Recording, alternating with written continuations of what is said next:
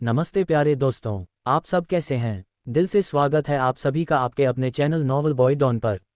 अगर आप पहली बार हमारे साथ जुड़े हैं तो हाथ जोड़कर विनती है कि चैनल को सब्सक्राइब जरूर करें और छोटी सी घंटी दबा दें ताकि हमारी हर नई कहानी सबसे पहले आप तक पहुंचे।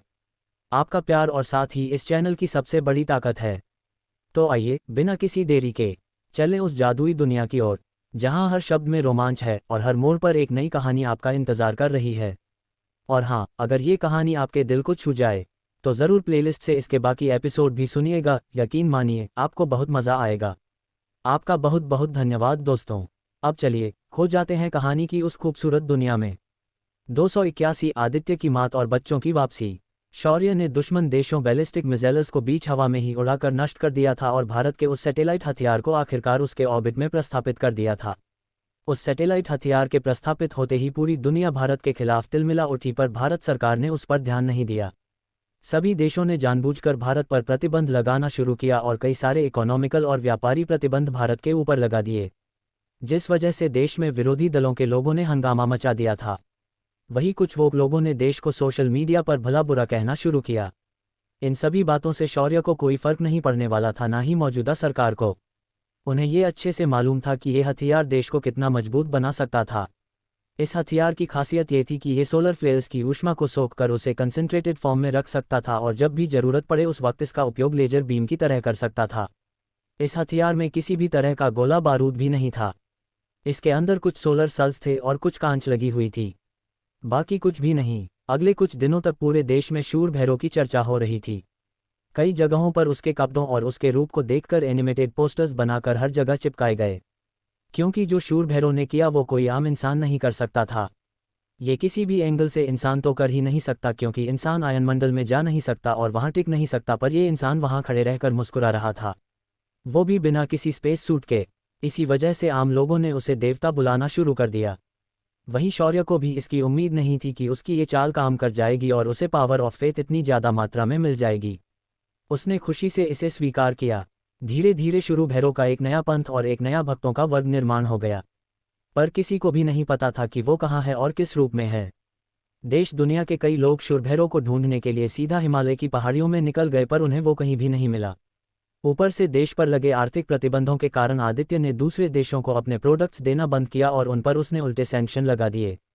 पूरी दुनिया को ये पता था कि वो भारत के साथ पंगा ले सकते थे, पर गीतांजलि कॉरपोरेशन के साथ नहीं, क्योंकि उन्हें भी अच्छे से पता था कि इनकी दवाएं अगर उनके देश में नहीं आई तो वो लोग अपनी सरकार ठीक से नहीं चला सकेंगे। क्योंकि गीतांजलि कॉरपोरेशन ने अब मार्केट में ऐसी दवाएं भी लाई थी जो कई लाइलाज बीमारियों को ठीक कर सकती थीं। इसका मतलब था कि इस वक्त पूरी दुनिया दवाइयों के लिए अकेले गीतांजलि कॉरपोरेशन के ऊपर निर्भर थी। जैसे ही आदित्य की घोषणा हुई, सारे देश सख्ते में आ गए और उन्होंने तुरंत भारत पर लगे प्रतिबंधों को हटाना शुरू किया। इधर देश के अंदर भी ऑपोजिशन जो सरकार के नाम पर मातम मना रही थी अचानक चुप हो गई, पर जो वोक लिबरल थे उन्होंने अपना रुख गीतांजलि कॉरपोरेशन की तरफ किया और उन्हें अपने मनमाने व्यवहार के लिए जिम्मेदार ठहराने लगे। पूरा एक दिन सोशल मीडिया पर बॉयकॉट गीतांजलि ट्रेंड हुआ, पर शाम को अचानक आदित्य ने प्रेस कॉन्फ्रेंस की और उन वोक लिबरल्स के नाम जाहिर किए और कहा, इस लिस्ट में मौजूद लोगों को बॉयकॉट करने का बहुत शौक है, तो मैं भारत सरकार से ये निवेदन करता हूं कि इनके खिलाफ डिफेमेशन की कार्यवाही की जाए। इन्होंने जो हमारी कंपनी के खिलाफ जो मुहिम चलाने की कोशिश की है, इससे हम बहुत ज़्यादा आहत हो चुके हैं। हम इनके से हर एक व्यक्ति पर 10 करोड़ का डिफेमेशन फाइल कर रहे हैं।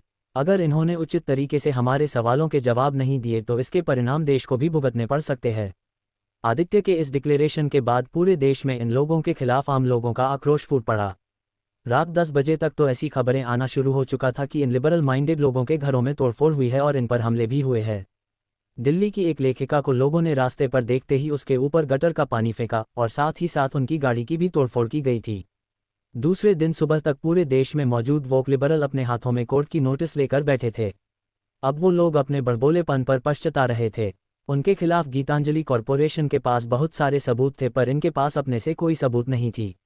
ऊपर से ये उनकी अभिव्यक्ति के स्वातंत्र्य की बात भी नहीं थी, जिस वजह से ये अब बुरे फंस गए थे। आखिर परेशान होकर उन सभी ने उसी सोशल मीडिया पर अपनी पोस्ट डालकर माफ़ी मांगना शुरू किया। पर आदित्य, जो शौर्य की तरह ही एक बार छेड़े जाने पर छोड़ता नहीं था, उसने अपने आदमियों को कहकर सोशल मीडिया और टीवी मीडिया पर इन लोगों की ऐसी जानकारी बाहर लाना शुरू किया जो वो लोग कभी भी बाहर आने नहीं दे सकते थे। आदित्य के लोगों ने उनके पर्सनल फोटोज और वीडियोस जो कि आम लोगों के लिए देखने के लिए तो बिल्कुल भी नहीं थे, उन्हें सोशल मीडिया पर शेयर करना शुरू कर दिया। उनके ये फोटोज और वीडियोस को देखकर लोगों ने उन्हें खूब ट्रोल किया और कुछ लोगों के तो ऐसे ऐसे कनेक्शन भी बाहर आ गए जो देश की सुरक्षा के हिसाब से बहुत ही धोखादायक थे, तो उन्हें इस जुर्म में अरेस्ट भी कर लिया। एक दिन में आदित्य ने कई लोगों की बनी बनाई सोशल मीडिया की और कई और प्लेटफॉर्म की जिंदगी बर्बाद करके रख दी। इधर शौर्य अपनी स्कूल टीचर की लाइफ और कॉलेज लाइफ में तालमेल बिठाकर अपनी आम जिंदगी को एंजॉय कर रहा था।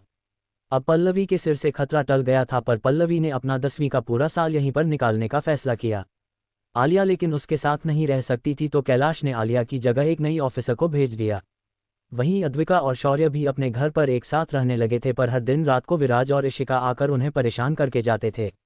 धीरे धीरे दिन गुजरते गए और पूरा एक महीना बीत गया। आज शौर्य के चारों बच्चे वापस आने वाले थे। शौर्य ने स्पेस पोर्टल खोला और सीधा अगम लोक में अद्विका के साथ पहुंच गया। यहां पहुंचते ही बच्चों को उनका एहसास हुआ और वो बिजली के रफ्तार के साथ उनके सामने प्रकट हो गए।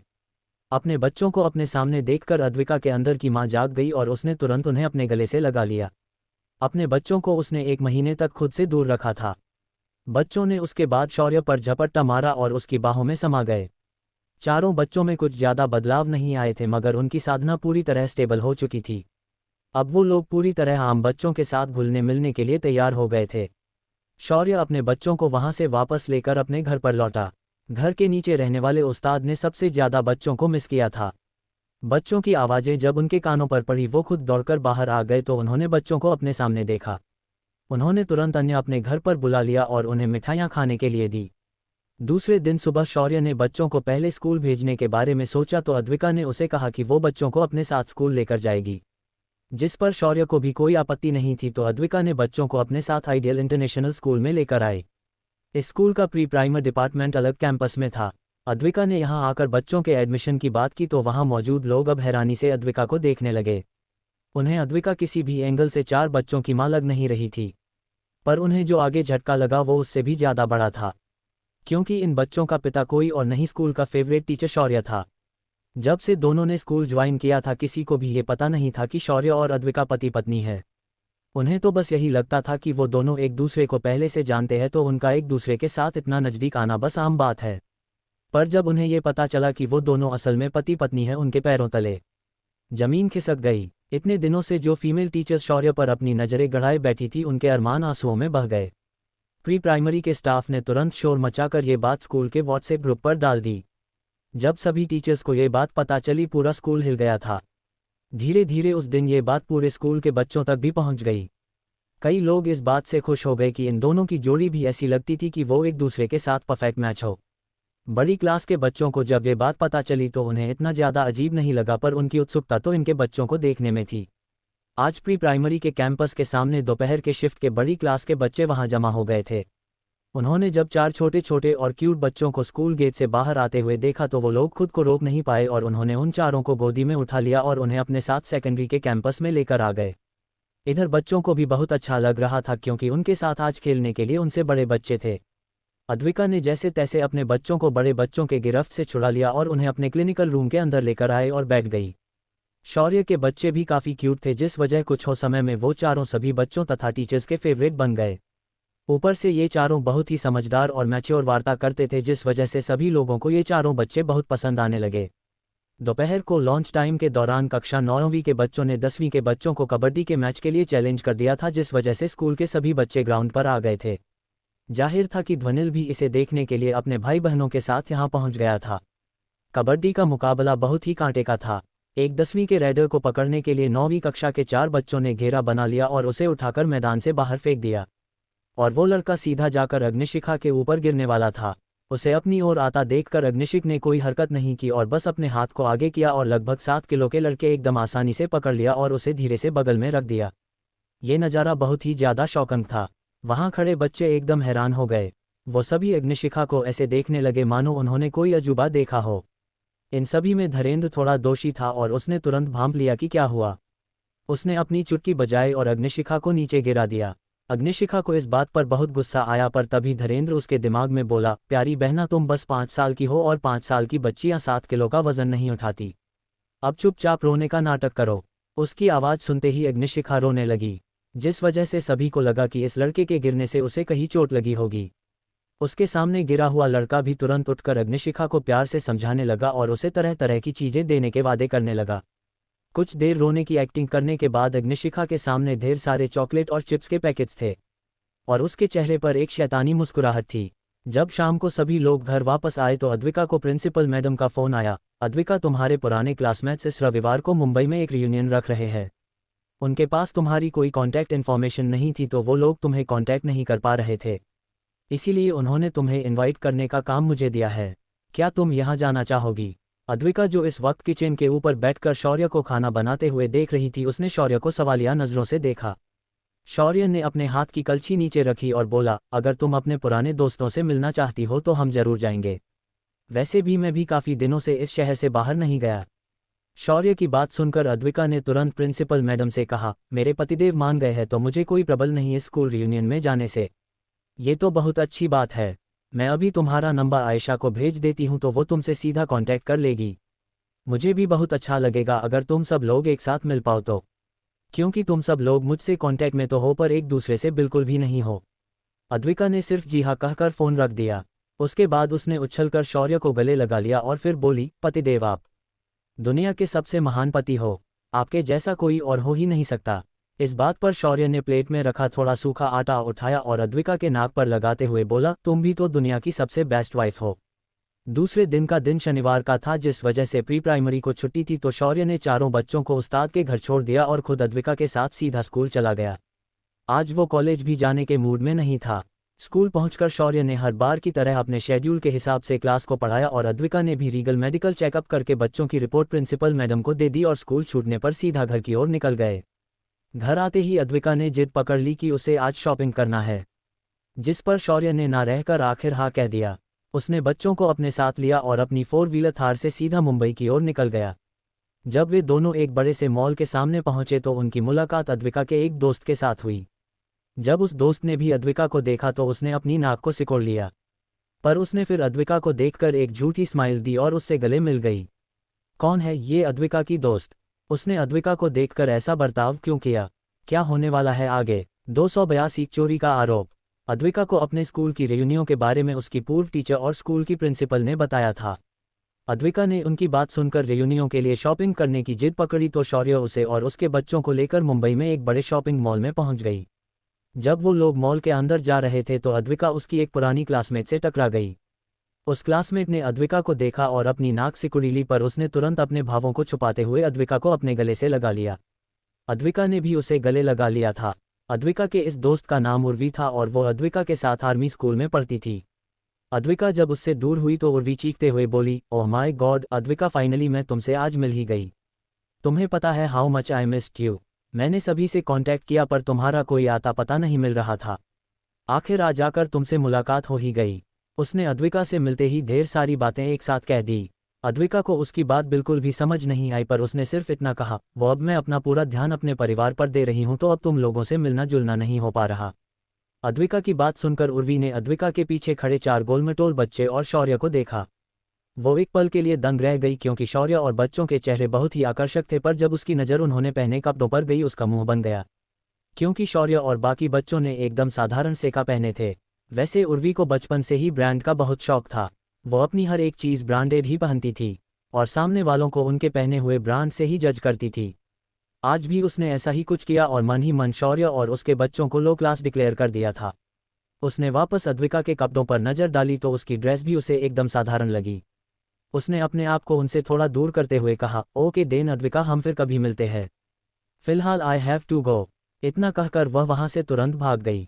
जब उर्वी अपने गाड़ी के पास पहुंची तो उसने गाड़ी के अंदर से एक सैनिटाइजर स्प्रे को निकाला और अपने ऊपर मार लिया और गुस्से से बोली, साले लो क्लास लोग, उनके मुझे छूने से मेरे ब्रांडेड कपड़ों की अब वैल्यू खत्म हो गई है। मुझे अपने कपड़े बदलकर वापस आना होगा। ऐसा सोचते हुए उर्वी अपनी गाड़ी में बैठ गई और वहां से चली गई। इधर शौर्य और अद्विका मॉल के अंदर चले गए और उन्होंने ग्राउंड फ्लोर पर बने सुपरमार्केट से ढेर सारा सामान खरीदा और बाहर की तरफ आने लगे। कैश काउंटर पर आते ही उन्होंने अपना सामान काउंटर पर दे दिया और बच्चों और अद्विका को बाहर भेज दिया।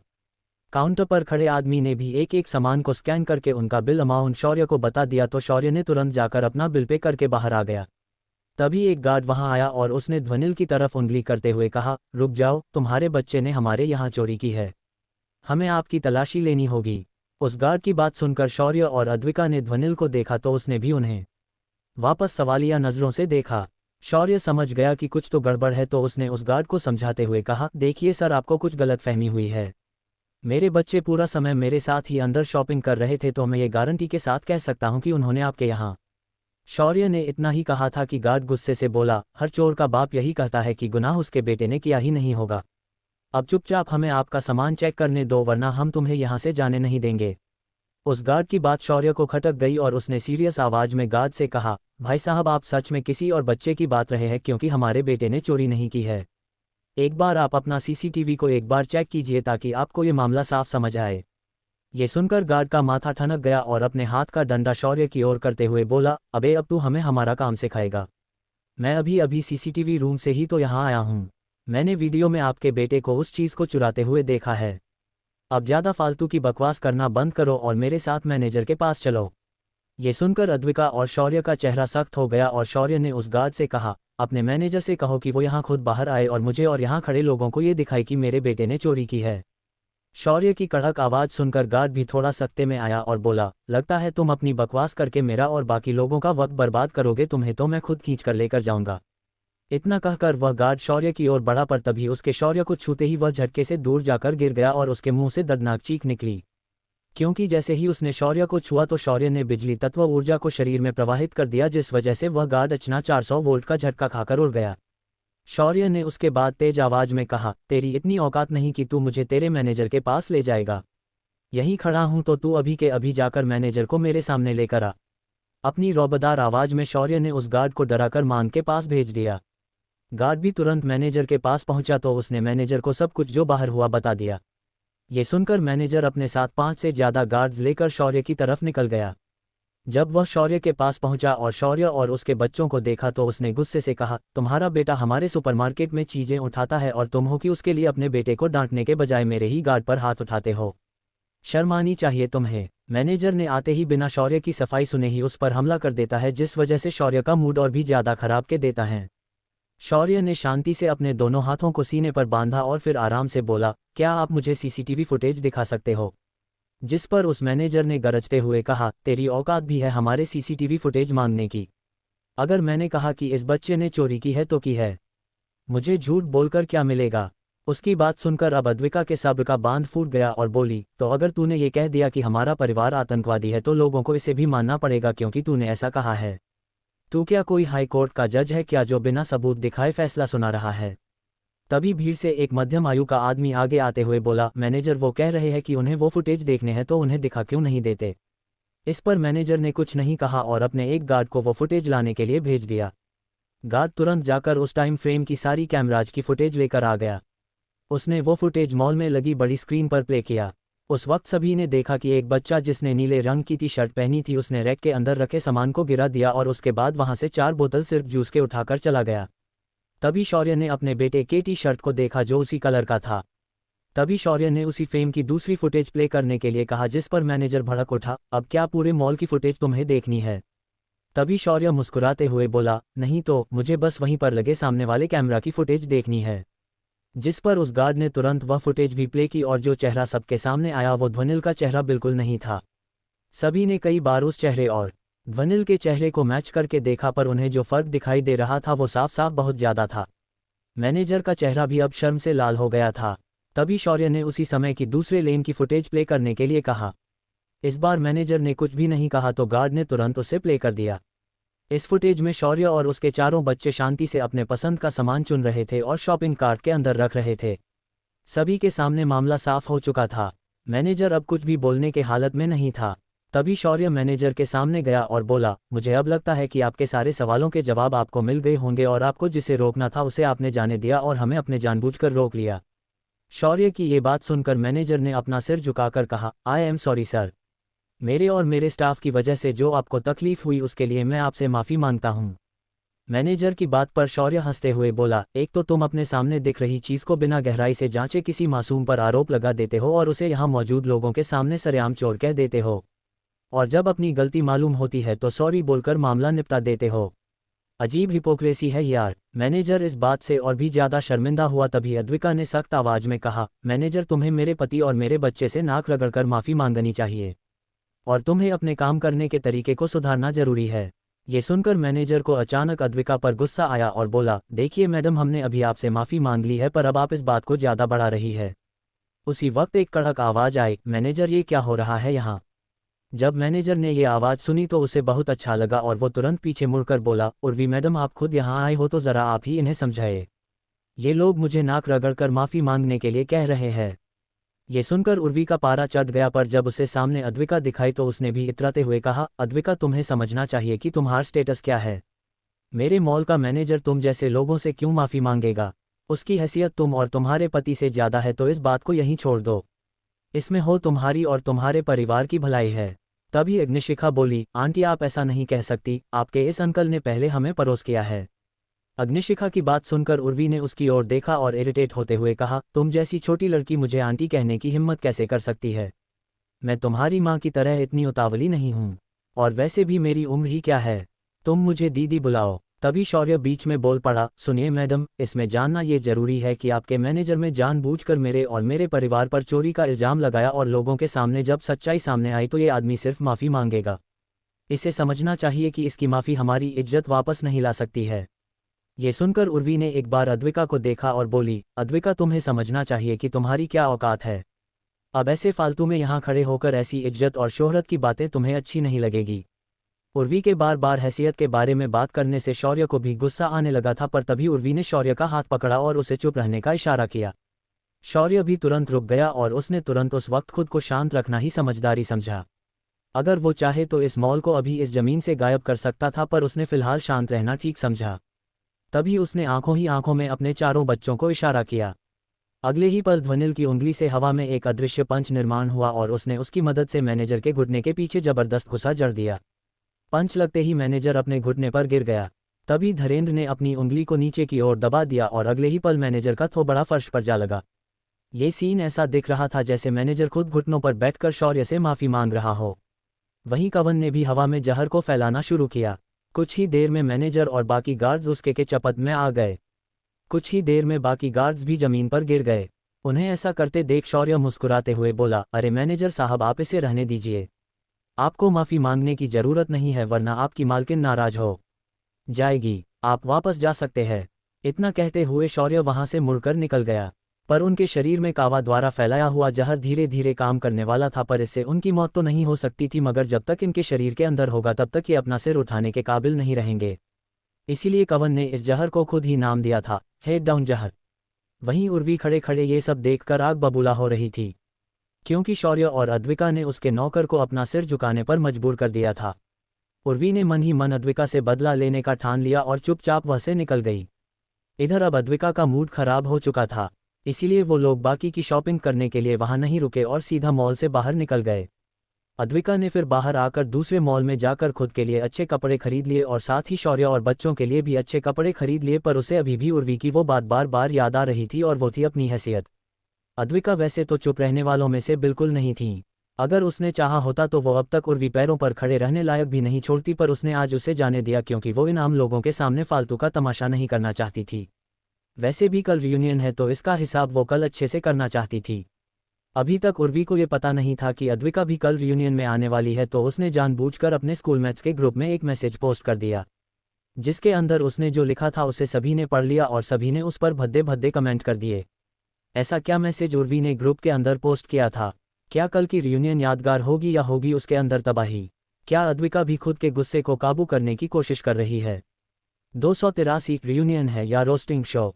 अद्विका और शौर्य की उर्वी से उसके मॉल के अंदर बहस हो गई और अब तक पहली बार शौर्य और अद्विका बिना कुछ कहे वहां से निकल गए, पर कवन और ध्वनिल ने अपना काम कर दिया था।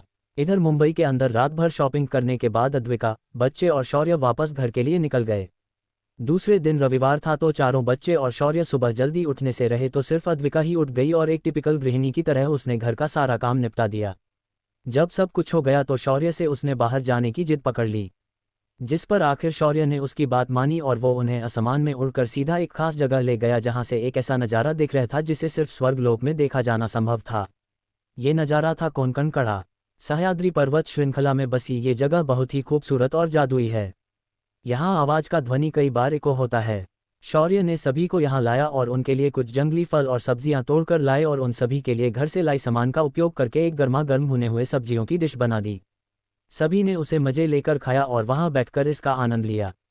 उसके बाद वो सभी लोग समुद्र की ओर चले गए और वहां जाकर उन्होंने अपना बचा हुआ समय बिताया।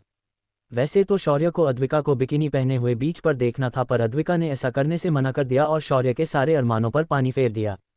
शौर्य अपने हाथ मसलता रह गया। उन्होंने शाम तक समुद्र किनारे पर अपना समय बिताया और फिर सभी ने अपनी शक्तियों को संचारित करके मुंबई की ओर जाने का निर्णय ले लिया।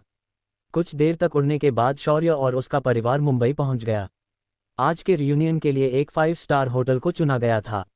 मुंबई का मशहूर कॉन्टिनेंटल होटल आज खास तरह से चमक रहा था, क्योंकि आज यहाँ पुनीत श्रीवास्तव आने वाला था। पुनीत इस देश और दुनिया का जाना माना नाम था, और होता भी क्यों नहीं, बंदे को 2 एक्टिंग के ऑस्कर्स मिले हैं। सबसे कम उम्र में एक्टिंग में इतनी ऊंचाई पाने वाला वह एकमेव भारतीय फिल्म स्टार था। इसी होटल के सामने शौर्य और अद्विका आकर रुक गए। फिर अद्विका ने अपना फ़ोन निकालकर जाह्नवी को कॉल कर दिया।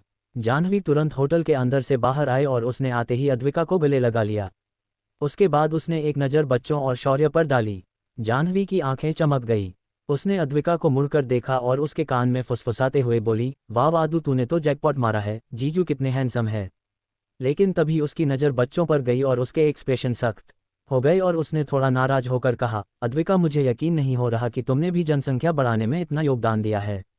तुम्हें फैमिली प्लानिंग सोच समझकर करनी चाहिए थी। तुम ऐसे 4 बच्चों की माँ कैसे बन सकती हो। जाह्नवी की बात सुनकर अद्विका को बहुत बुरा लगा और वो तपाक से बोली, ये क्या बकवास कर रही हो तुम, मेरे 4 बच्चे एक ही साथ जन्मे हैं तो इसमें फैमिली प्लानिंग की तो कोई बात ही नहीं आती। अद्विका की बात सुनकर जाह्नवी एकदम सकपका गई और बोली, ओह, तो ऐसी बात है। लगता है मैंने कुछ गलत पढ़ा है। तभी अद्विका ने अगला सवाल दागा, गलत पढ़ा है मतलब। ये सुनकर जाह्नवी ने तुरंत बात को बदलते हुए कहा, अब क्या सारी बातें यहीं गेट पर ही करोगी, चलो अंदर चलकर बातें करते हैं। बाकी लोग भी हमारा इंतजार कर रहे होंगे। जनव की बात सुनकर अद्विका और उसका परिवार होटल के अंदर चले आए। अंदर आते ही सभी के सामने एक आलीशान पार्टी हॉल था और उसके अंदर सभी लोग ऐसे सज धज के आए थे कि उस हॉल की चमक फीकी पड़ने लगी थी। जैसे ही अद्विका ने हॉल के अंदर एंट्री मारी वैसे ही सभी का ध्यान उस पर गया। एक लड़का तुरंत बोल पड़ा, हे देखो कौन आया है यहाँ। ये तो हमारी आदू है। आज बेचारी को अपने पति और 4 बच्चों से फुर्सत मिली है। तभी एक और लड़की आगे आए और बोली, छोड़ो भी सैम, वो बेचारी अब क्या ही कर सकती है। 4 बच्चे और ऊपर से उसका अकेला कमाने वाला पति, जिस वजह से बेचारी हमसे कभी कांटेक्ट में भी नहीं रह पा रही थी। तभी एक और नक्सली लड़की आगे आते हुए बोली, सभी लोग अपने अपने सामान पर ध्यान रखो क्योंकि आज अद्विका उसके पति और बच्चों के साथ आई है। कहीं हमारे सामान पर भी वो हाथ ना साफ कर दे। एक लड़का जिसने रेडिश ब्राउन ब्लेजर पहना था आगे आते हुए बोला, अद्विका, तुम अपने बच्चों को चोरी करने कैसे दे सकती हो। तुम तो स्कूल में ऐसी नहीं थी। क्या ये आदतें तुम्हारे बच्चों के अंदर तुम्हारे पति की वजह से तो नहीं है। अपने क्लासमेट्स की बातें सुनकर अद्विका को कुछ समझ नहीं आ रहा था, तो उसने मुड़कर जाह्नवी को देखा तो जनव ने भी तुरंत कहा, कल तुम्हारे बच्चों ने उर्वी के मॉल में जो हंगामा किया वो उर्वी ने स्कूल ग्रुप में डाल दिया है। मुझे पहले इस बात पर यकीन नहीं हुआ और मैंने इस पर ज़्यादा ध्यान नहीं दिया। जाह्नवी की बात अद्विका के लिए भी बहुत ज़्यादा शॉकिंग थी और उससे भी ज़्यादा शॉकिंग था कि उर्वी ने उसके साथ ऐसा किया, जबकि उसे अच्छे से पता था कि इस बात में उसके बच्चों की कोई गलती नहीं थी। अद्विका ने तुरंत सभी को देखते हुए कहा, तुम लोगों ने उर्वी की बात मानकर जो आरोप मेरे परिवार पर लगाए है वो सब झूठ है। इसमें खुद उर्वी के स्टाफ की गलती थी जिस वजह से उन्होंने बिना जांच किए मेरे बच्चों पर आरोप लगाया था। तभी एक और लड़की आगे आए और बोली, तुम तो रहने ही दो उर्वी, हमने वो वीडियो भी देखा है जिसमें तुम्हारे बेटे ने चोरी की थी। ये सुनकर अद्विका ने तुरंत कहा, क्या इस क्लिप में मेरे बेटे का चेहरा तुम्हें दिख रहा था। देखना क्या था, उर्वी ने हमें खुद ये बात कही है तो सच ही होगी क्योंकि उसे तुम जैसे लोगों से कौन सी दुश्मनी है जो वो जानबूझकर परेशान करेगी। अद्विका अपने स्कूलमेट्स की इन बातों से बहुत ज़्यादा नाराज हो गई। उसने अपना सिर हिलाते हुए कहा, तुम लोग बस उसकी बातों पर यकीन करके मुझ पर कीचड़ उछल रहे हो। तुमने अपनी औकात बहुत जल्दी दिखाए। तभी दरवाजे से उर्वी एक हैंडसम लड़के के साथ अंदर आए। जैसे ही उस लड़के ने अद्विका और शौर्य को अपने सामने देखा उसके चेहरे के भाव बदल गए। पर तभी उर्वी ने अद्विका को देखकर तंज कसा, ओहो देखो हमारे यहाँ चोरों की माँ आई हुई है। अद्विका तुमको तनी मोटी चमड़ी की हो जो ऐसी हरकतें करने के बाद भी अपना मुंह उठाकर यहाँ चली आई। अद्विका को अब अपना गुस्सा कंट्रोल नहीं हो रहा था। उसने आगे बढ़कर एक जबरदस्त थप्पड़ उर्वी को लगा दिया। थप्पड़ इतना जबरदस्त था को उर्वी उड़कर जिस दरवाजे से अंदर आई थी उसी से बाहर जाकर गिर गई। तभी एक लड़का डरते हुए बोला, अबे ये अद्विका आज भी उतनी ही गुस्सैल है जितनी वो स्कूल में थी। अब उर्वी की खैर नहीं है। अद्विका ने उसके बाद सभी को देखा और बोली, तुम लोगों को मेरे बारे में जो उर्वी ने बताया वो सब कुछ झूठ है और मेरे परिवार को उसने जानबूझकर बदनाम करने की कोशिश की है और इस बात को तुम्हें मानना है तो मानो या फिर भाड़ में जाओ। उसके बाद अद्विका वहां एक पल भी रुकना नहीं चाहती थी। वो गुस्से से पलटी और बाहर जाने लगी। इधर उर्वी जिसे ये थप्पड़ पड़ा था उसके आगे के सभी दांत टूटकर नीचे गिर गए थे और उसके मुंह से खून निकल रहा था। उसने जैसे तैसे खुद को संभाला और दीवार के सहारे खड़ी हो गई और बाहर आती हुई अद्विका को देखकर बोली, अद्विका तुमने मुझ पर हाथ उठाकर अच्छा नहीं किया, मैं तुम्हें बर्बाद कर दूंगी। तुम अभी मेरी पॉवर्स को जानती नहीं हो। उसने फिर दरवाजे के अंदर खड़े अपने साथ आए लड़के को देखकर चीखते हुए कहा, अर्नव तुम देख क्या रहे हो, इन लोगों को तुम ऐसे कैसे जाने दे सकते हो। तभी अर्नव अपने ट्रांस से बाहर आया और पीछे मुड़कर अद्विका और उसके परिवार की तरफ बढ़ गया और उनके आगे आकर खड़ा हो गया। इतनी देर से शौर्य और उसके बच्चों ने कुछ भी नहीं कहा था और वो सब लोग चुपचाप इन लोगों की बातों को ध्यान से सुन रहे थे। जैसे ही अर्नव उनके सामने आया तो अद्विका और उसका परिवार तुरंत रुक गए। तभी शौर्य ने ठंडी आवाज में कहा, अर्नव तुमने फिर एक बार गलत लड़की चुनकर गलती की है, तुम्हारा कुछ नहीं हो सकता। शौर्य के इतना कहते ही अर्नव ने अपने हाथ जोड़े और बोला, I am very sorry mister Shaurya, मैं इसके बाद इस लड़की का मुंह भी नहीं देखूंगा। ऐसा कहते हुए अर्नव बगल में हट गया। जब उर्वी ने ये देखा तो उसे अपनी आंखों पर यकीन नहीं हो रहा था कि उसका मंगेतर अर्नव भारद्वाज देश का सेकंड बेस्ट बिजनेसमैन इस तरह से अद्विका के परिवार के सामने अपना सिर कैसे झुका सकता है। तभी अर्नव ने वहीं खड़े खड़े अपने हाथ में पहनी रिंग उतारी और उर्वी के चेहरे पर फेंक कर मारी और बोला, उर्वी तुम्हारी हैसियत नहीं कि तुम मेरी पत्नी बनो। हमारी इंगेजमेंट आज यहीं पर खत्म होती है। इसके बाद मुझे अपनी शक्ल भी मत दिखाना वरना मेरे जितना बुरा आदमी कोई और नहीं हो सकता। इतना कहकर अर्नव वहां से निकल गया। अद्विका को अब थोड़ा अच्छा लगने लगा था तो उसने उर्वी को देखते हुए कहा, क्या कहा था तुमने कि तुम मुझे बर्बाद कर दोगी, चलो अब मैं तुम्हें बताती हूँ कि असली बर्बादी का मंजर क्या होता है। इतना कहकर अद्विका ने उर्वी को बालों से पकड़ा और उसे उठाकर उसी पार्टी हॉल के अंदर फेंक दिया और सभी को देखकर बोली, कुछ देर पहले तुम सभी ने मुझ पर कई सारे आरोप लगाए क्योंकि ये बातें तुम्हें इसने बताई थी। अब मैं तुम्हें इसके बारे में बताती हूँ। अभी अभी इसके मंगेतर ने इसके साथ अपनी एंगेजमेंट तोड़ दी और वो भी यहाँ से चला गया। जिस मंगेतर के दम पर ये तुम सभी के सामने उछल रही थी वो इसे छोड़कर चला गया। फिर अद्विका ने गुस्से से सभी को देखा और बोली, अब बजे तालियां। जब मुझ पर ऐसे गंदे आरोप लगाकर तुम लोग बड़े मजे ले रहे थे ना तो अब क्या कहोगे। अद्विका की ऐसी बात सुनकर जाह्नवी उसे समझाते हुए बोली, ऐसी बात नहीं है अद्विका, तुम ये सही नहीं कर रही हो। तभी अद्विका ने फर्श पर गिरी हुई उर्वी को बालों से पकड़कर उठाया और उसे थप्पड़ पर थप्पड़ मारना शुरू किया। उर्वी का मुंह बुरी तरह से फैट गया था, उसके गाल और चेहरे से खून बह रहा था। पर अद्विका यही नहीं रुकी, उसने एक फोक उठाया और उसे उर्वी के घुटने के ऊपर घुसेड़ दिया और बोली, तो उर्वी डार्लिंग अगर तुम्हारा दौलत का नशा उतर गया हो तो क्या तुम सच बताने की कृपा करोगी या तुम्हारा दूसरा पैर भी मैं इसी तरह बर्बाद कर दूं। अद्विका की आवाज़ सुनकर उर्वी जो इतनी देर से चीख रही थी अचानक चुप हो गई और लड़खड़ाते आवाज़ में बोली, हाँ ये सब झूठ था। मैंने जानबूझकर अद्विका की बदनामी करने के लिए ये सब किया था क्योंकि इसके पति ने और इसने मेरे मॉल के मैनेजर को नाक रगड़कर माफ़ी मंगवाई थी, इसीलिए मैंने बदला लेने के लिए ये सब करवाया था। उसके इतना कहते ही अद्विका ने उर्वी को छोड़ दिया और सभी को अपनी लाल आंखों से देखा और बोली, मेरे परिवार में अपमान किए जाने पर उसका सही हिसाब कैसे लेना है ये अच्छे से सिखाया गया है। अगर अभी भी किसी को डाउट हो तो आगे आकर मुझसे बात कर सकता है। वहां मौजूद सभी लोग अचानक 2 कदम पीछे हट गए। स्कूल के दिनों में भी कोई भी अद्विका से पंगे लेने की हिम्मत नहीं करता था और अब तो उसका वायलेंट नेचर इतना खतरनाक हो गया है कि वो लोग सपने में भी ऐसा करने की कोशिश नहीं कर सकते। अद्विका ने फिर एक नज़र नीचे गिरी उर्वी को देखा और उसे एक जबरदस्त लात मारकर कमरे से बाहर उड़ा दिया। उसके बाद अद्विका के चेहरे पर उसकी मुस्कान वापस आई। फिर उसने शौर्य को अपने साथ लिया और वहां से बाहर निकल गई। पर आज भी कवन उसके परिवार को ऐसी बातें कहकर परेशान करने वाले लोगों को छोड़ने के मूड में तो बिल्कुल नहीं था। आज शौर्य ने उसे कोई इशारा भावना किया था, फिर भी उसने अपनी उंगली चटकाई और अगले ही पल नीले रंग का जहरीला धुआं उस पार्टी हॉल में फैल गया। इस बात से अनजान शौर्य और अद्विका चुपचाप होटल से बाहर की ओर जाने लगे, लेकिन तभी एक आदमी अचानक अद्विका के सामने आया और बोला, हेलो मैडम, आपको हमारे साहब ने बुलाया है, आपको हमारे साथ चलना होगा। शौर्य ने तुरंत आगे आकर कहा, ओ भाई तेरा साहब कौन है और वो हमें क्यों बुला रहा है, और ये क्या तरीका है किसी को रास्ते में रोकने का। उस बॉडीगार्ड ने शौर्य को ऊपर से नीचे एक बार देखा और बोला, मेरे साहब ने सिर्फ इस लड़की को बुलाया है, तो तू चुपचाप वहां जाकर खड़ा हो जा। वैसे भी हमारे साहब की एक झलक पाने के लिए लड़कियां लाइन लगाकर खड़ी रहती है, तो ये इस लड़की की खुशनसीबी है कि आज हमारे साहब का दिल इस पर आ गया है। उसने अपनी बात खत्म ही की थी, उस बॉडीगार्ड को अचानक अपने गले में असहनीय दर्द महसूस हुआ। उसने जब गले की ओर देखा तो उसके घेरदार पेट के ऊपर से खून बह रहा था और उसकी आवाज़ नहीं निकल रही थी। उसकी वोकल कॉर्ड गले से बाहर निकलकर लटक रही थी। उसके बाद एक जोरदार लात के साथ शौर्य ने उस बॉडीगार्ड को लात मारी और बगल के झाड़ियों में उड़ा दिया। शौर्य के बच्चे और अद्विका के चेहरे पर कोई भाव नहीं थे। उन्होंने ऐसे कई लोगों को शौर्य के गुस्से से मारते हुए देखा था। वो लोग वहां से आगे निकल गए। जब वो लोग चलते हुए गेट के पास पहुंचे तो उन्हें फिर एक बार वैसे ही कपड़े पहने लोगों ने रोका जैसे पिछले आदमी ने पहने थे। उनमें से उनका लीडर इस बार आगे आया और बोला, ए लड़की, चुपचाप हमारे साथ चल, हमारे बॉस ने तुझे बुलाया है। उसने इतना कहा और अपने पीछे खड़े आदमियों को अद्विका को पकड़ने का इशारा कर दिया। पर तभी थोड़ी जमीन हिलने की आवाज़ हुई और धीरेन्द्र ने एक डकार मारी। कुछ मजा नहीं आया पापा।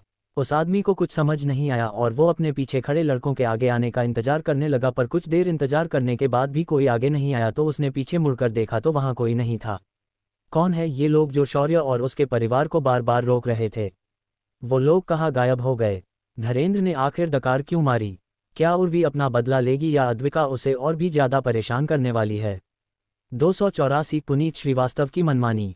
शौर्य और अद्विका अपने परिवार के साथ रियूनियन में आए हुए थे। यहाँ आते ही उन पर भद्दे भद्दे कमेंट करके अपमानित करने की कोशिश की थी, जिस वजह से अद्विका ने गुस्से से उर्वी को पीट दिया और उससे सच बुलवाया, पर वो उसके बाद वहाँ एक पल भी रुकना नहीं चाहती थी। तो वो और उसका परिवार वहाँ से जाने लगे तो उन्हें 2 बार किसी आदमी के लोगों ने रोका। जब गेट पर अद्विका और उसके परिवार को रोका और उन्हें उठाने की बात कही तो ये बात धीरेन्द्र को पसंद नहीं आई और उसने एक ही बार में उस आदमी के पीछे के लोगों को निगल लिया और एक डकार मार दी। उस आदमी ने जब पीछे मुड़कर देखा तो उसके सारे साथी गायब हो चुके थे। वहाँ उनका कोई नामो निशान भी नहीं था। उस आदमी को कुछ समझ नहीं आया और उसने आगे बढ़ते हुए खुद ही अद्विका को उठाने के बारे में सोचा, पर अगले ही पल उस आदमी को अपनी चारों ओर आग दिखने लगी और कुछ ही पल में वो उसके हवाले हो गया। अग्निशिखा ने अपना हाथ झाड़ते हुए कहा, इसे अच्छे से फ्राई कर लिया है, अब तुम इसे खा सकते हो। वनिल ने अपनी जीभ होंठों पर फेरी और अगले ही पल हवा का बवंडर वहां आया और उस आदमी के जले शरीर को गायब कर दिया। गेट पर इस वक्त कोई नहीं था क्योंकि ये उस होटल का पीछे का गेट था, तो किसी को भी मालूम नहीं हुआ कि यहाँ क्या हुआ है। अद्विका और शौर्य अपने बच्चों के साथ चुपचाप बाहर निकल आए और अपनी गाड़ी रिंग से बाहर निकालकर वहां से अपने घर की ओर निकलने लगे। इधर पार्टी हॉल के अंदर मौजूद सभी लोग अपना पूरा शरीर खुजा खुजा के परेशान हो चुके थे। उनके शरीर पर खुजाने से नाखूनों की वजह से घाव बन गए थे। उन्हें कुछ भी समझ नहीं आ रहा था कि उनके साथ ये क्या हो रहा था। कुछ हो देर में जब ये होटल मैनेजमेंट को पता चला तो उन्होंने तुरंत अद्विका के स्कूलमेट्स को तुरंत दवाखाने भेज दिया। इधर होटल के एक सूट में बैठकर पुनीत अपनी ड्रिंक्स एंजॉय कर रहा था, पर इस वक्त वह थोड़ा बेचैन था। उसके भेजे हुए सारे आदमी अभी तक वापस नहीं आए थे। वो लगातार फ़ोन लगा रहा था पर उसका एक भी आदमी फ़ोन नहीं उठा रहा था। इधर गाड़ी के अंदर अचानक कवन ने आने मुंह पर हाथ रखा और अगले ही पल 4 मोबाइल फ़ोन उसके मुंह से बाहर निकले। उसने वो फ़ोन शौर्य को दिखाए और बोला, ये चीज़ मेरे पेट में जाने के बाद बार बार बज रही है, जिस वजह से मैं अपने खाए हुए लोगों को पचा नहीं पा रहा हूँ। पापा, ये मोबाइल फ़ोन आप अपने पास रख लीजिए। शौर्य ने एक मोबाइल को हाथ में लिया तो उस पर एक कॉल आ रही थी। उसने उसे उठाया तो दूसरी तरफ से आवाज़ आए, अबे तुम लोगों को एक लड़की भी नहीं उठाई जा रही है? कब से मैं उसका इंतजार कर रहा हूँ यहाँ पर, जल्द से जल्द उसे मेरे रूम पर लेकर आओ। उसकी आवाज़ में एक गुस्सा और घमंड साफ सुनाई दे रहा था।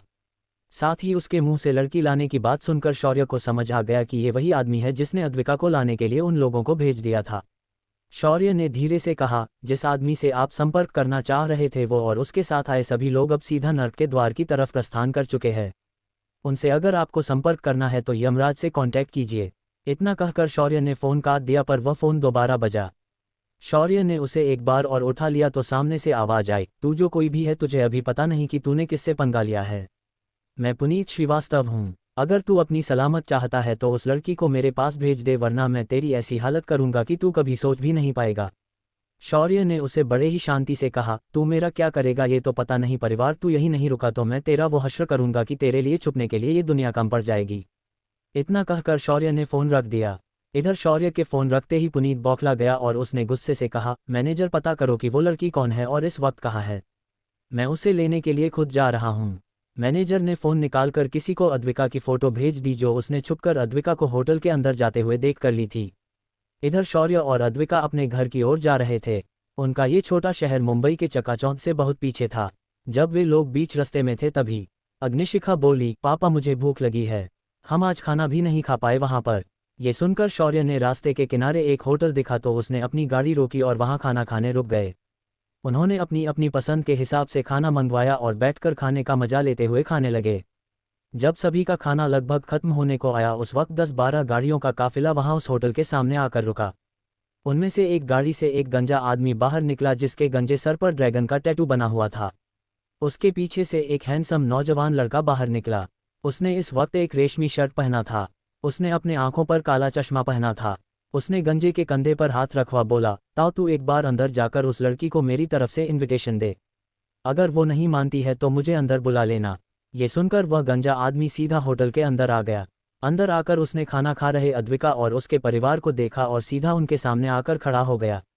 उसने अपने उंगलियों से चुटकी बजाते हुए शौर्य से कहा, ओ चिकने उठ यहाँ से, आज ये मैडम हमारे साहब के साथ जानू है, तू अब फूट ले यहाँ से क्योंकि हमारे साहब का दिल इस पर लट्टू हो चुका है। शौर्य के सब्र का बांध टूट गया। उसने एक गहरी सांस ली फिर बोला, वैसे है कौन तेरा बॉस, साला कब से मेरे बीवी के पीछे ही पड़ा है, उसे मैंने एक वर्णी तो दे दी है तो अब उससे मिलना तो बनता है। ऐसा कहते हुए शौर्य ने सामने रखे थाली को प्रणाम किया क्योंकि थोड़ा खाना बचा हुआ था। फिर उसने उठकर उस गंजे को देखा और बोला, तो टकले तूने मेरे सवाल का जवाब नहीं दिया। वो गंजा आदमी शौर्य की बात से एकदम हैरान हो चुका था। उसे कुछ समझ में नहीं आ रहा था कि क्या कहे, क्योंकि शौर्य की आभा ही अचानक खतरनाक लगने लगी थी। उस गंजे ने 2 कदम पीछे लिए और बोला, अगर ये तेरी बीवी है तो क्या अब नहीं रहेगी, क्योंकि हमारे बॉस ने इसे पसंद कर लिया है तो इसे यहाँ चुपचाप छोड़कर अपने इन बच्चों के साथ निकल जा, इसी में तेरी भलाई है। जब शौर्य ने ये सुना तो उसका माथा ठनक गया और वो हंसने लगा, और अचानक जैसे ही उसकी हंसी रुकी उस गंजे का सिर काटकर नीचे गिर चुका था। शौर्य ने दांत पीसते हुए कहा, इस दुनिया में कोई ऐसा अभी तक पैदा नहीं हुआ जो मेरी बीवी पर नजर डाले और जिंदा बच जाए। तभी सिस्टम की नोटिफिकेशन उसके दिमाग में सुनाई दी, होस्ट, इस आदमी के बॉस ने आज तक कई मासूम लड़कियों को और औरतों को ऐसे ही प्रताड़ित किया है, इसे खत्म करो तो तुम्हें 5% का पुण्य मिल जाएगा। जब शौर्य ने यह सुना तो उसकी आंखें बड़ी हो गई। 5% का पुण्य कोई छोटी बात नहीं थी, इससे उसके पुण्य की संख्या 65 हो जाएगी। पर होटल के अंदर का माहौल तनावपूर्ण हो गया था। यहाँ दिन दहाड़े किसी की हत्या हो चुकी थी तो जाहिर है कि आम लोग डरकर वहां से भागेंगे ही। लोग तुरंत अपना खाना छोड़कर बाहर की तरफ भागने लगे। कुछ ही सेकंड्स में पूरा होटल जो खचाखच भरा हुआ था खाली हो गया। शौर्य भी चलते हुए अपने परिवार के साथ बाहर की ओर जाने लगा, पर जाते जाते उसने होटल के मालिक को देखा और अपनी अंगूठी से 5 सोने की ईंटें दे दी। होटल का मालिक समझ गया कि उसे क्या करना है। उसने तुरंत अपनी सीसीटीवी की हार्ड ड्राइव को फॉर्मेट कर दिया। जब अंदर बैठे लोग तेजी से इस तरह से भागने लगे तो बाहर बैठे पुनीत को कुछ समझ नहीं आ रहा था। पर जब उसने अद्विका को अपने बच्चों के साथ आते देखा पर उसका ताव कहीं नहीं दिखाई दिया, उसकी आंखें गुस्से से बड़ी हो गई। उसने अपने आदमियों को इशारा करते हुए कहा, जाओ जाकर उस लड़की को उठाकर लेकर आओ। पुनीत के ऑर्डर्स पर उसके सारे गार्ड्स अद्विका की ओर दौड़ पड़े, पर वो लोग अद्विका को छू भी पाते उससे पहले हुए चारों बच्चे आगे आए और उन्होंने पलक झपकते ही उन लोगों को इतनी बुरी तरह मारा कि वो लोग वही ढेर हो गए। अग्निशिखव और कवन ने मारे हुए लोग कई टुकड़ों में बिखर गए थे, वही ध्वनिल और धरेंद्र ने उन लोगों को कई टुकड़ों में फाड़ दिया था। इस नज़ारे को देखकर पुनीत की हालत खराब हो चुकी थी। तभी शौर्य इन सब के बीच से आराम से चलते हुए उसके सामने आया और बोला, क्या वो तुम ही हो जिसे मेरी पत्नी चाहिए थी? शौर्य के सवाल पर पुनीत ने अपनी उंगली उठाए और शौर्य की ओर करते हुए बोला, तुमने ये सही नहीं किया। तुम जानते नहीं कि मैं कौन हूँ? क्यों तुझे तेरी माँ ने नहीं बताया कि तू कौन है? शौर्य ने पुनीत पर वह उल्टा सवाल पूछा। पुनीत ने गुस्से से अपनी गाड़ी से बंदूक निकाली और बोला, अभी भी वक्त है तेरे पास, तू अपनी जगह पर रुक जा और उस लड़की को मेरे पास भेज वरना तू यहाँ से जिंदा नहीं जाएगा। ये सुनकर शौर्य को लगा जैसे उसने कोई बड़ा जोक सुना है और वो जोर जोर से हंसने लगा। शौर्य को ऐसे हंसता देख पुनीत ने लड़खड़ाती आवाज में पूछा, तू ऐसे हंस क्यों रहा है? तभी शौर्य बोला, अबे तेरे इस जोक पर मैं हंसूं नहीं तो क्या करूं? तू देख सकता है कि तेरा एक भी आदमी जिंदा नहीं है, फिर भी तू मेरे बीवी को पाने के सपने देखता है। अब ये हंसने वाली बात ही तो है। ये सुनकर पुनीत को रियलिटी का एहसास हुआ और वो एकदम से चुप हो गया। शौर्य ने आगे आकर पुनीत के सिर पर हाथ रखा, पर पुनीत जो बात ज्यादा घबराया हुआ था उसने डर के मारे बंदूक से गोली चला दी। गोली सीधा जाकर शौर्य के सीने से टकराया पर एक धातु के बजने की आवाज हुई और गोली नीचे गिर गई, जिसे देखकर पुनीत की अब फटकर हाथ में आ गई। पर तब तक शौर्य का हाथ उसके सिर पर पहुंच गया था। शौर्य ने उसकी सारी मेमोरी को पढ़ा और अगले ही पल शौर्य ने पुनीत के दोनों पैरों के बीच ऐसी लात मारी कि उसका शरीर वहीं से 2 हिस्सों में विभाजित हो गया। उसके मरते ही तुरंत सिस्टम ने नोटिफिकेशन सुनाया, होस्ट आपके पुण्य में 5% की वृद्धि हुई है। शौर्य को इससे कोई फर्क नहीं पड़ा क्योंकि उसने जो पुनीत के मेमोरी में देखा था वो बहुत ही खतरनाक था। शौर्य ने फ़ोन निकाला और विराज को कॉल किया। विराज ने जैसे ही कॉल उठाया शौर्य ने तुरंत कहा, मैं तुम्हें जो एड्रेस बता रहा हूँ वहाँ जाकर कुछ लड़कियों को तुरंत बचा लेना। ये सब फिल्म स्टार पुनीत श्रीवास ने किया है। उसके खिलाफ के सारे सबूत भी तुम्हारे मोबाइल पर मिल जाएंगे। मैं आशा करता हूं कि तुम उन मासूम लड़कियों को न्याय दिला पाओगे। शौर्य ने पुनीत के मेमोरी से ये पता चला था कि पुनीत एक साइकोपैथ था। उसने आज तक जितनी भी लड़कियों और औरतों को उठाया था उसने उन्हें अपने फार्म हाउस पर बने अंडरग्राउंड शेल्टर के अंदर रखा है। अब उन्हें जल्द से जल्द बचाना जरूरी था वरना वो लोग किसी भी वक्त मर सकती थी। विराज ने शौर्य द्वारा जानकारी मिलते ही पूरी फोर्स को तुरंत काम पर लग दिया और उन लड़कियों और औरतों को तुरंत बचा लिया। इधर शौर्य ने जानबूझकर पुनीत और उसके आदमियों की लाशें वहीं छोड़ दी और वहां पर मौजूद लोगों की मेमोरीज मिटाकर शूरभैरव का नाम जोड़कर वहां से अपने घर के लिए निकल गया। दूसरे दिन दो बड़ी खबरें अखबार में सुर्खियां बटोर रही थी। एक थी एक्टर पुनीत की मौत तो दूसरी थी कॉन्टिनेंटल होटल में हुई विषबाधा की। जब अद्विका ने ये खबर स्कूल में पहुंचकर अखबार में पढ़ी तो उसके चेहरे पर एक मुस्कान आई पर अगले ही पल उसकी मुस्कान गायब हो गई क्योंकि उसे उर्वी की याद आई। अद्विका ने फ़ोन निकाला और आदित्य को कॉल लगा दिया। जेठ जी आपको मेरी एक मदद करनी है। उसके बाद अद्विका ने उर्वी और उसके परिवार की जानकारी आदित्य को बता दी और उसे बर्बाद करने के लिए कह दिया। अब अद्विका का आदेश आदित्य नहीं मानेगा तो किसका मानेगा। उसने तुरंत ही अपने लोगों को काम पर लगा दिया और दोपहर तक उर्वी के गुलाटी परिवार के बर्बादी की खबर टीवी पर चलने लगी। शाम को अद्विका ने उर्वी को फ़ोन किया और बोली, तो कैसा लगा उर्वी मेरा सरप्राइज़? तुमने मेरे बच्चों और पति को चोर करार करवा दिया था ना।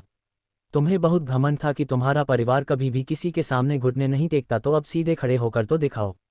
उर्वी जिसे ये मालूम चला कि उसके परिवार को बर्बाद करने वाली कोई और नहीं अद्विका है वो और भी अधिक बौखला गई और हॉस्पिटल के अंदर शोर मचाने लगी। तभी एक नर्स उसके पास आए और बोली, मैडम आपको जनरल वार्ड में शिफ्ट करने के लिए कहा गया है क्योंकि आपके पापा के पास अब इतने पैसे नहीं बचे हैं। ऐसा कहकर उस नर्स ने उर्वी के ऊपर लगी सभी मशीनों को हटा दिया और उसे बाहर लेकर आ गई। बाहर उसके पिता खड़े थे जिनकी आंखों में नाराजगी थी। उन्होंने आते ही उर्वी को देखकर कहा, उर्वी तुमने ये सही नहीं किया। मुझे अर्णव ने सब कुछ बता दिया है कि तुम्हें कैसे मिस्टर शौर्य अग्निहोत्री और उनके पत्नी को बदनाम करने की कोशिश की। ये करते वक्त तुमने हमारे परिवार के बारे में एक बार भी नहीं सोचा और उसका नतीजा ये हुआ कि आदित्य अग्निहोत्री ने सारे बिजनेसमैन को हमें बॉयकॉट करने के लिए कह दिया। ऊपर से उन्होंने हमारे शेयर्स को कई गुना ज़्यादा पैसे डालकर शॉर्ट करवा दिया। इस सब की तुम अकेली जिम्मेदार हो। जब तक तुम अद्विका के पैरों गिरकर माफ़ी नहीं मांगती और सारी मुसीबतों को दूर नहीं करती तब तक तुम अपनी शक्ल भी मुझे नहीं दिखाओगी। ऐसा कहते हुए उर्वी के पिता गुस्से से उस वार्ड से बाहर निकल गए। क्या पुनीत की मौत से अद्विका और शौर्य पर कोई नई मुसीबत आने वाली है? क्या होगा शौर्य का अगला कदम? क्या शौर्य अपनी 2 साल की मोहलत में अपने पुण्य को 100% करके समरलोक जा पाएगा? 285 समाज सेवा से पुण्य अर्जन। शौर्य और अद्विका ने पुनीत श्रीवास्तव का गेम बजा दिया था। वहीं उर्वी को उसके पिता ने अद्विका से माफ़ी मांगकर आने के लिए कह दिया था। अद्विका और शौर्य ने बाहर क्या हो रहा है इश्क बात पर बिल्कुल ध्यान नहीं दिया और अपने काम पर जुट गए। वहीं उनके बच्चे भी अब रेगुलर स्कूल जा रहे थे। उसी दिन शाम को जब अद्विका और शौर्य अपने बच्चों के साथ वापस घर पहुंचे तो उर्वी उनके घर के सामने खड़ी थी। इस वक्त अद्विका की मार के वजह से उसका चेहरा जख्मों से भरा हुआ था। उसके कुछ दांत गिर चुके थे जिस वजह से वो बहुत ही बदसूरत दिख रही थी। अद्विका को देखते ही उर्वी उसके सामने आए और रुआंसी आवाज में बोली, अद्विका आई एम सॉरी, मुझे पता नहीं था कि मेरा एक मजाक तुम्हें इतना दुख पहुंचाएगा। मैं तुमसे हाथ जोड़कर माफ़ी मांगती हूँ। प्लीज़ मुझे और मेरे परिवार को जाने दो। उसकी ऐसी बात सुनकर अद्विका के चेहरे पर एक मुस्कान आई और बोली, अरे ये तुम क्या कह रही हो उर्वी? तुम तो कहती थी कि तुम्हारा परिवार और तुम्हारे परिवार के नौकर कभी किसी के सामने अपना सिर नहीं झुका सकते। अरे हाँ मुझे याद आया, कल तुमने कुछ कहा था कि तुम मुझे बर्बाद कर दोगी। अब करके दिखाओ मुझे बर्बाद। अद्विका का तंज बहुत ज़्यादा गहरा था। उर्वी ने जब ये सुना तो उसने अपना सिर नीचे झुका लिया। उसने अपने हाथ जोड़े और बोली, अद्विका मुझे मालूम है कि मैं गलत थी। मैंने अपने घमंड में आकर तुम्हारे साथ ऐसा बर्ताव किया था। प्लीज़ मुझे माफ़ कर दो। मैं इसके बाद कभी भी तुम्हारे रास्ते नहीं आऊँगी। ये सुनकर अद्विका हंसने लगी। तभी शौर्य जो पीछे खड़ा था वो आगे आते हुए बोला, मिस उर्वी गुलाटी आपको पता होना चाहिए कि हम अग्निहोत्रियों का एक नियम है कि जो हमारे आड़े आते हैं कभी जिंदा नहीं बचते। तुम्हें शुक्र मनाना चाहिए कि तुम्हारे पिता के भलाई के वजह से तुम आज जीवित हो। ये सुनकर अचानक उर्वी को अपने रीढ़ की हड्डी में ठंडक महसूस हुई। तभी अद्विका ने कहा, तुमने मेरे इन मासूम बच्चों पर आरोप लगाया कि वो चोर है। तुम्हारी ऐसी सोचने की भी हिम्मत कैसे हुई कि तुम मेरे परिवार पर चोरी का आरोप लगा सको? अगर उस दिन मैं अगर तुम्हारे सामने कमजोर पड़ जाती तो तुम मेरे परिवार को आतंकवादी घोषित करने से भी पीछे नहीं हटती। तुम जैसी घटिया सोच रखने वाली औरत को मैंने अभी तक जिंदा रखा है, यही तुम्हारी खुशनसीबी है। अद्विका ने उसके बाद शौर्य को एक नज़र देखा और फिर उर्वी से बोली, मैं फिर भी तुम्हारे परिवार को बख्श सकती हूँ, पर क्या तुम मुझे एक वादा कर सकती हो? ये सुनकर उर्वी ने बिना सोचे समझे सीधा अपना सिर हाँ में हिला दिया। तो अद्विका ने एक पास शर्त उसके सामने रखी, तो ठीक है, तुम्हें तुम्हारे परिवार से अलग होकर एक गरीब की आम जिंदगी जीनी होगी, वो भी अगले 2 सालों के लिए। अगर तुम ऐसा कर पाती हो तो मैं तुम्हें वचन देती हूँ कि तुम्हारा गुलाटी परिवार वापस अपना खोया हुआ सब कुछ पालेगा। साथ ही उन्हें गीतांजलि कॉरपोरेशन की तरफ से एक खास प्रोजेक्ट भी दिया जाएगा। ये सुनकर उर्वी का मुंह सिक गया। फिर उसने कुछ देर इसके बारे में सोचा और बोली, ठीक है, मैं तुम्हारी शर्त को मानने के लिए तैयार हूँ। जब उर्वी ये बोल रही थी उसकी आंखों में एक चालाकी छुपी हुई थी और ये बात अद्विका की नज़रों से छुप नहीं पाई। तो अद्विका ने अपना हाथ आगे बढ़ाया और उर्वी के उंगली से खून की एक बूंद निकाली और अपने हाथ पर रख दी। उसके बाद उसने शौर्य के बताए मुताबिक रक्त संकल्प के मंत्र बोले और अगले ही पल उर्वी को कमजोरी महसूस होने लगी। अद्विका ने फिल्म में मुस्कुराते हुए उर्वी से कहा, तुम्हारे इस वचन को मैंने तुम्हारे खून से बांध दिया है। अगर तुमने इसके बाहर जाकर इस वचन को तोड़ने या इसमें किसी शॉर्टकट का उपयोग करने की कोशिश की तो तुम एक ऐसा सिरदर्द महसूस करोगी कि तुम्हें मारने की इच्छा होने लगेगी। पर उर्वी तो उर्वी थी, उसने अद्विका की वार्निंग सीरियसली नहीं ली और बस हाँ में सिर हिला दिया। अद्विका ने भी अपने वादे के हिसाब से आदित्य को फ़ोन निकालकर उसे ये बात अच्छे से समझा दी। जब उर्वी को कन्फर्म हुआ कि उसका परिवार खतरे से बाहर आया है तो वो तुरंत वहां से मुड़कर वापस चली गई। इधर अद्विका भी शौर्य को देखकर मुस्कुराते हुए घर के अंदर चली गई। जब उर्वी बीच रास्ते में पहुंची तो उसने हंसते हुए कहा, मैं और 2 साल गरीब बनकर रहूंगी। ये सिर्फ सपने में होगा। मैं जैसे ही अपने परिवार की पॉवर्स वापस पा लेती हूँ सबसे पहले मैं तुम्हारी जिंदगी बर्बाद कर दूंगी। उर्वी का बस इतना सोचना ही था कि उसके सिर में दर्द भड़क उठा और उसके मुंह से एक दर्दनाक चीख निकली। दर्द इतना भयानक था कि उर्वी को कुछ भी समझ नहीं आ रहा था। उसने ड्राइवर से कहकर गाड़ी को रोकने का इशारा किया और वह गाड़ी से गिरते पड़ते गाड़ी से बाहर निकल आए और सिर पकड़कर वहीं जमीन पर लेट गई। उसे तब जाकर एहसास हुआ कि अद्विका ने जो कहा था वो सच था। उसके हाथ पैर कांप गए और उसने हाथ जोड़कर कहना शुरू किया, अद्विका मुझे माफ़ कर दो, मैं तुमने जैसा कहा है वैसा ही करूंगी। मुझसे ये दर्द सहन नहीं हो रहा। अद्विका प्लीज़ मुझे छोड़ दो।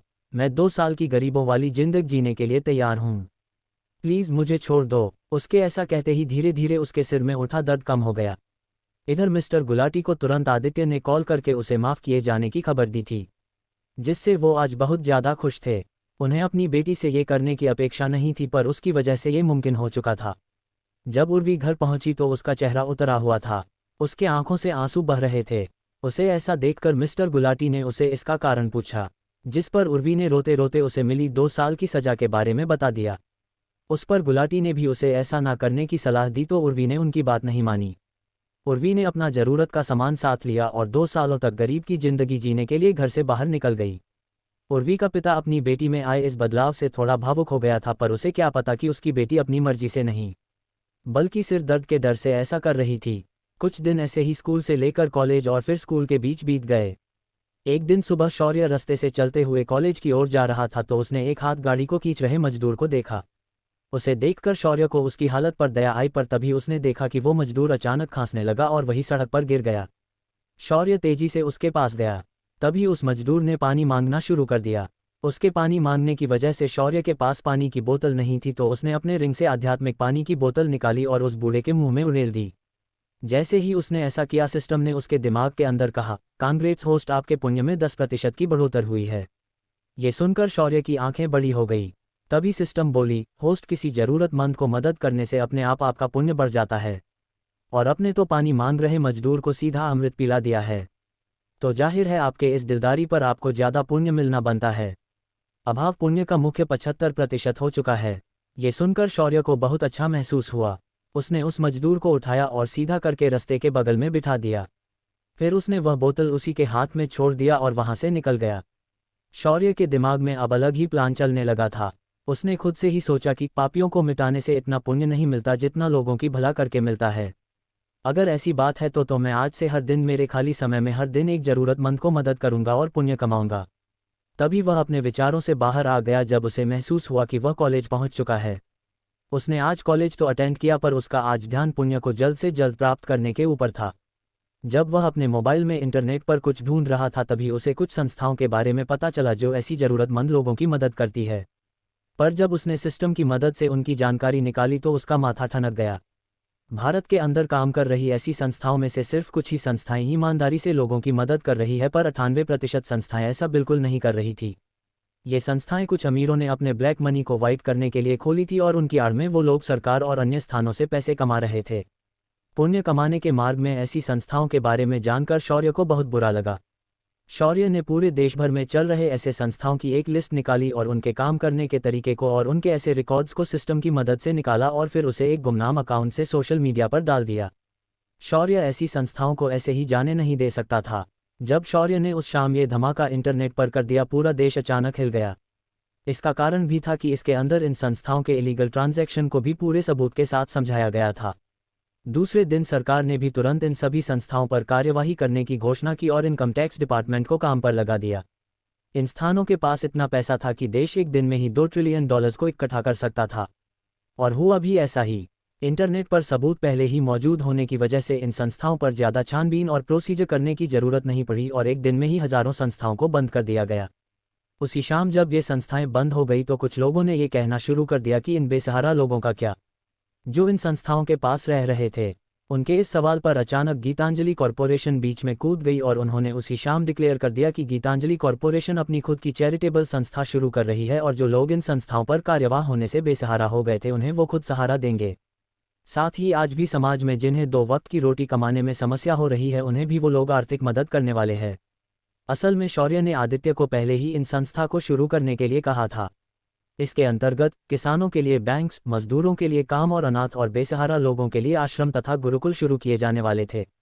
गीतांजलि कॉरपोरेशन ने इस अच्छे काम को करने के लिए ज़्यादा वक्त नहीं लगाया और शीघ्र गति से इस काम को 1 हफ्ते में पूरा कर लिया।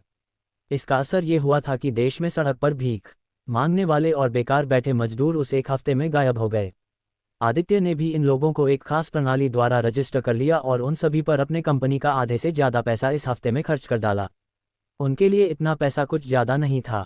उनके कंपनी के सिर्फ टैक्स से देश की इकोनॉमी दुगनी तेजी से बढ़ रही थी।